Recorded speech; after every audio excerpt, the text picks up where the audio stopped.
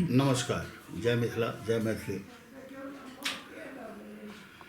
बागुई अश्विनी नगर में आयोजित होने वाला 4 अप्रैल 2021 के होली प्रीति मिलन समारोह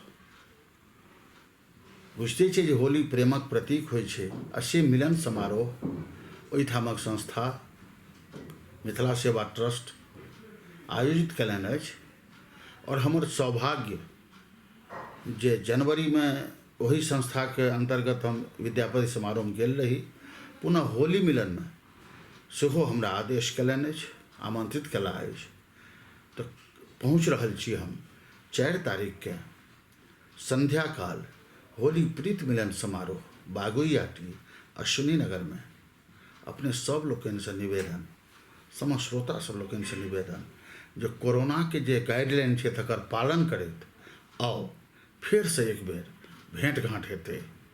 बहुत आशा और विश्वास के संग अपने लोकनिक दर्शन में एक बेर पुनः कोलकाता बागुई हम राम सेवक ठाकुर आबि रहल छी। जय मिथिला, जय मैथिली, जय बंगाल, जय मिथिला।